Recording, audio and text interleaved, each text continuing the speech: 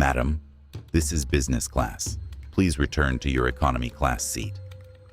The young female flight attendant's voice was clear, but cold, ringing out in the cabin. Her eyes quickly swept over the woman standing in front of her, stopping at the old faded shirt over time. That simple outfit seemed out of place in the luxurious, classy space surrounding the woman, who was about 70 years old, petite, with a gentle face, but exuding a calm demeanor. Normally, she did not answer, only silently handed over the ticket in her hand. But that silence made the flight attendant even more uncomfortable. Do you understand what I'm saying? This is not a place for someone like you, she emphasized, deliberately speaking louder to attract the attention of the other passengers. The eyes in the business class cabin began to turn toward the woman. Some were curious, some were mocking, and some simply wanted to find a little entertainment on the long journey. A few soft laughs rang out from the rows of seats around the woman, who remained standing still.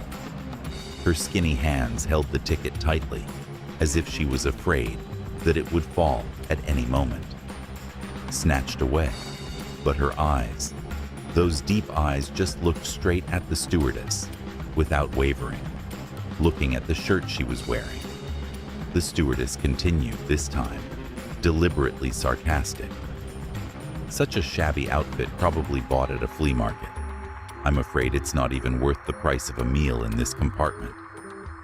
The woman blinked slightly, as if those words couldn't hurt her, but her hand holding the ticket was shaking a bit.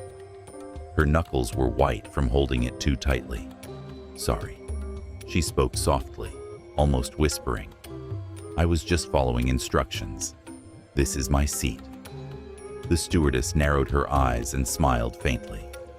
If you still insist on sitting here, I will have to call the captain to handle it. And believe me, the result will not be pleasant. Around bursts of laughter. Some people even took out their phones to record the scene.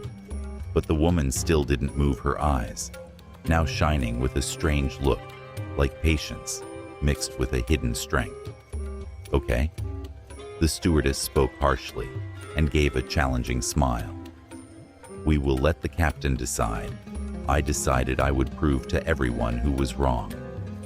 The stewardess turned her back, but didn't realize that every step she took was leading to a storm that she never expected. The stewardess walked quickly to the back of the cabin, where the intercom was, to call the captain. Her face was filled with smugness, mixed with a bit of contempt. She felt she had done the right thing.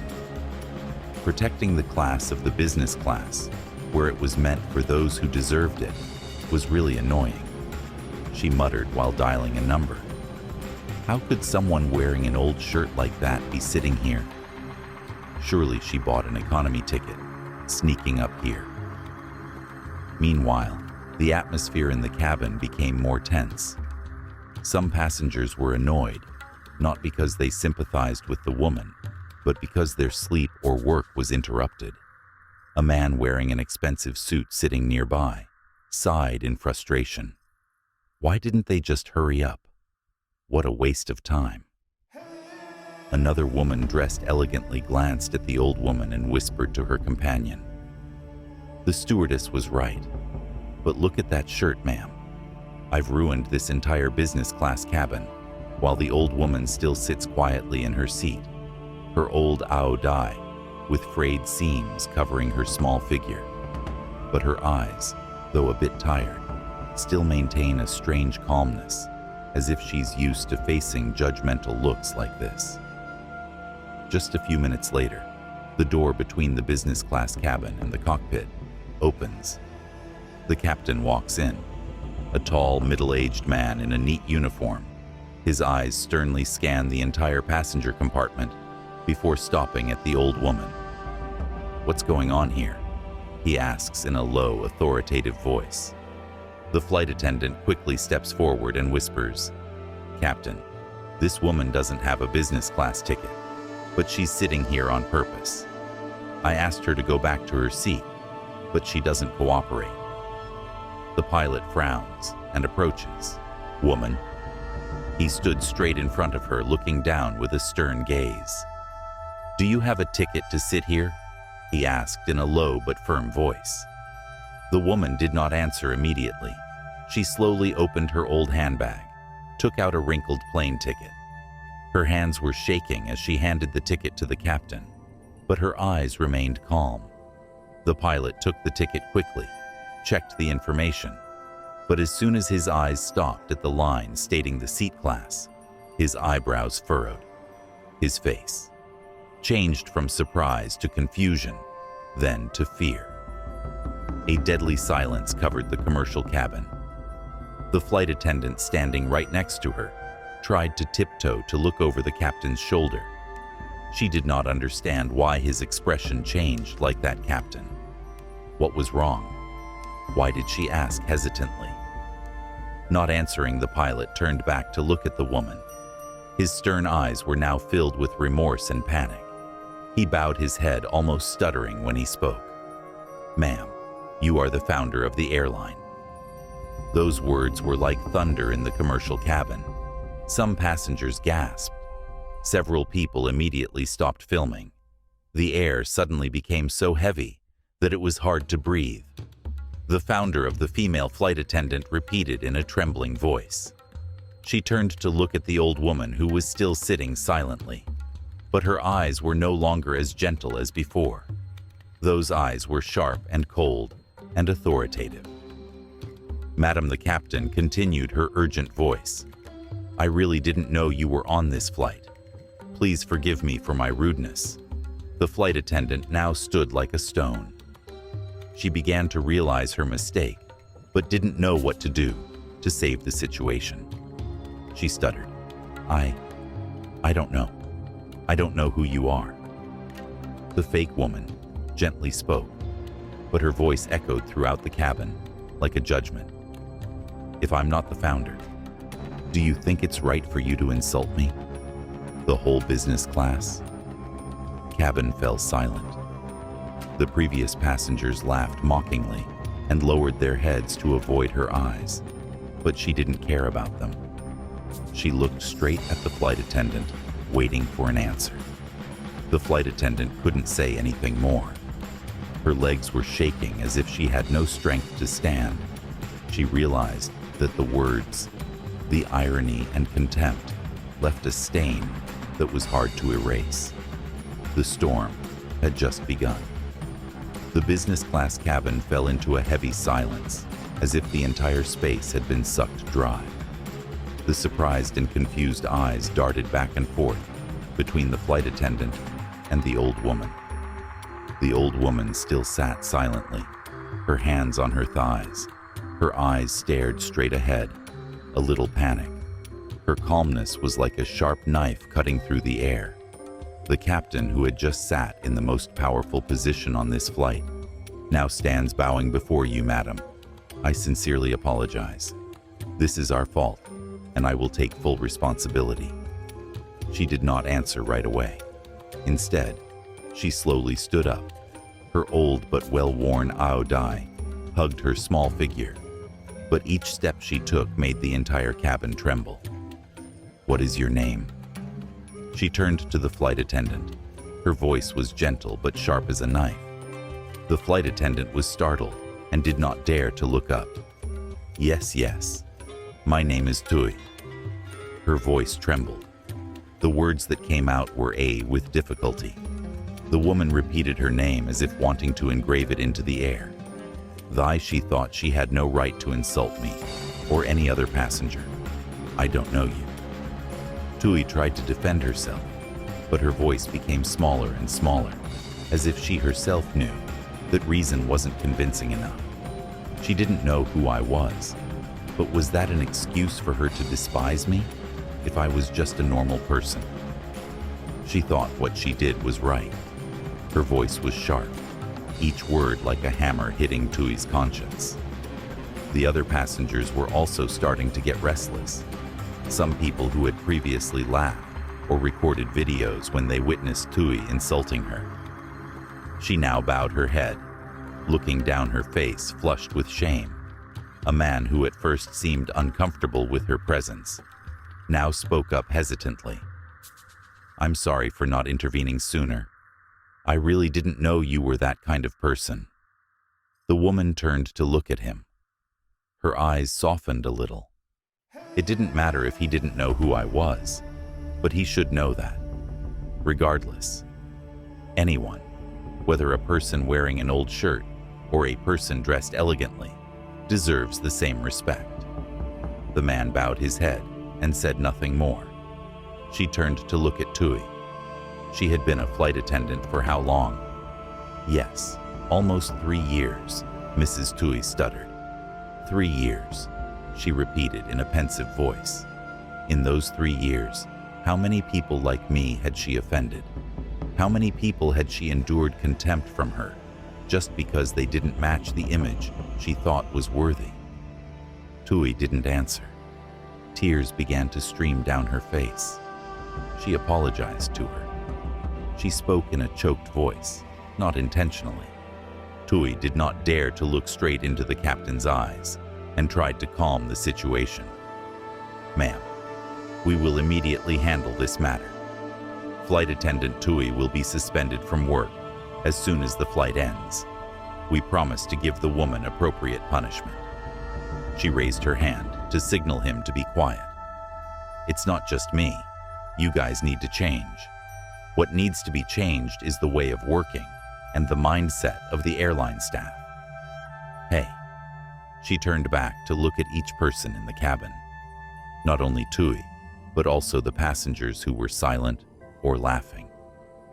We all live in a society where people easily judge others based on their appearance. But today, I want to remind all of you that respect is not the privilege of the rich, the beautiful, or the successful. Respect is the basic right of everyone. The business class fell silent again. No one dared to say a word. What she had just said was like a mirror reflecting straight into each person's soul so that they could clearly see their own selfishness and superficiality. The woman walked back to her seat. She sat down with her hands lightly, gently stroked the long dress that was soaked with time, but her eyes were still bright and sharp, like a small fire smoldering enough to awaken a quiet space. "Flight attendant." Tui stood still. She knew that this storm was not over, but was just the beginning of an inevitable change. The captain quickly returned to the cockpit to continue his mission. But before leaving, he bowed deeply towards the old woman. He did not say anything more, but that action contained both remorse and respect. For flight attendant Tui still stood there, her legs trembling, her eyes filled with tears. She quietly watched the old woman's small figure, feeling that her strength did not lie in her appearance, but in her calmness and sharp words. The surrounding passengers gradually returned to their seats, but the atmosphere in the cabin was still thick. Some people secretly looked at the old woman, no longer with mocking eyes, but instead with respect and shame. Mrs. Tui stuttered, but her voice was so small that the old woman could not hear clearly. She took a deep breath, tried to calm down, then take a step closer to the old lady. "Say, ma'am, I'm really sorry. I don't know who you are, and I didn't mean to hurt you." The old woman slowly looked up at her. She apologized for not knowing who I was, or because her actions were wrong. That question left Tui speechless. She didn't know how to answer. The excuses seemed to be stuck in her throat, and she could only stand there bowing her head in silence. She knew what hurt me the most. No, old lady continued in a low and gentle voice. Not the words she said, but the fact that she completely believed she had the right to say those words. Just because I was wearing an old ao dai. The passengers nearby listened attentively, even though they tried to pretend they were looking away. A young woman sitting in a nearby row suddenly stood up. She spoke with a slightly trembling voice. but pushed it. Honestly. Ma'am, I'm sorry too. I laughed earlier. I thought it was funny. But now I realize I was wrong. I shouldn't have been silent, nor should I have laughed like that. The old woman turned her gaze back at Grandma, not thinking that she didn't think this was wrong, or that she just didn't think that I would be the one to make her regret. She interrupted her. Her voice wasn't loud, but it was powerful, making. Softened slightly, she nodded gently. Thank you, she realized the mistake is the first step to correcting it. Those words spread like a fire one by one. Some other passengers also stood up to apologize for the indifference, silence, or even laughter. Just now the flight attendant started to cry this time, not because of fear or worry, but because of true regret. She bowed her head so deeply that she almost fell to her knees. Ladies know I was wrong. I will accept all punishment, but please believe that I did not mean to hurt anyone. I just wanted to do my job well, but clearly I failed. The old woman looked at her for a long time. Her eyes no longer had anger, only a thoughtful look left. Finally, she said, "Mistakes do not define who Tui is, but the way she corrects her mistakes will define who she is." The plane cabin gradually quieted down, but the heavy feeling was gone. Instead, there was a gentle but profound awakening. Everyone, whether rich or poor, powerful or ordinary, realizes one thing. Respect is not what luxury is. A basic value must have. A flight continues, but that story has not ended. Tui quietly returned to her work area, but did not dare to look up at the passengers. From today, she knew that she would have to change not only for her career, but also for herself. The old woman returned to her seat, her hands placed on her old aodai, even though that aodai was soaked with contemptuous looks and insults, but it was still her greatest pride out there. The sky was deep blue. The flight continued to glide through the clouds, carrying not only people but also profound lessons that will be preserved forever. When the plane touched the ground, the afternoon sun gradually faded on the horizon. The passengers left the plane one by one, but the air in the business class cabin still lingered with confusion and shame. It seemed no one wanted to look straight into the eyes of that old woman, the one they had just accidentally or directly offended, the flight attendant. Tui stood silently by the aisle, trying to avoid everyone's eyes. The tears had dried on her face, but in her heart is a chaotic storm. She feels small and worthless in front of that woman who she used to despise just because of her simple appearance. Tui. The captain's voice rang out, making Tui startled. He walked forward. His face was still serious, but his eyes were a bit softer. She should prepare herself. The leaders' table will consider her case after I report. But before that happens, I hope she thinks carefully about everything today. Tui bowed her head slightly, nodding without saying a word. Her body turned back to the old woman. He bowed deeply as an apology again. She said nothing, just nodded slightly, then left the plane with slow but steady steps. The city on a bright spring morning. The gentle sunlight shone through the glass doors of the airline's headquarters building. In the large office, the old woman, Mrs. Huang Mai, was sitting at the desk. On the table was a photo frame in which was placed an old aodai, symbolizing the years of hard work she had gone through to build the airline from scratch. "Ma'am, there is someone wait outside." She said that she had invited her today. The secretary's voice rang out from the door. "Let her in." The door opened and Tui walked in. She was no longer wearing the flashy flight attendant uniform as before, but instead was wearing simple clothes. Her eyes, when she saw the matchmaker, contained both respect and a little worry. "Hello," Mrs. Tui said softly, bowed to Mrs. Mai. nodded, pointed to the chair in front. "Sit down. I received your letter." Mrs. Mai spoke. Her eyes were still gentle, but no less serious. "I want to hear from you." She learned from the incident that day. Tui sat up straight, took a deep breath. "Ma'am, that day was a turning point in my life. At first, I thought that the punishment you gave me was unfair. But after thinking about it, I realized that I myself had been unfair to many people." She stopped. Her eyes were a little sad. "I have attended courses on psychology and customer service. I also spent a lot of time making love, meeting people who were once underestimated by society. Their appearance. I realized that everyone deserves respect, not because of who they are, but because they are simply human." Mrs. Mai was silent. After a long while, she finally nodded slightly. "Good. You have understood the most important thing," Mrs. Tui said. Her eyes lit up with determination. "I do not ask for your forgiveness. I just want a chance to prove that I have changed." Mrs. Mai looked at her. A slight smile appeared on her face. She did not need to ask for a chance. The chance has always been in her hands.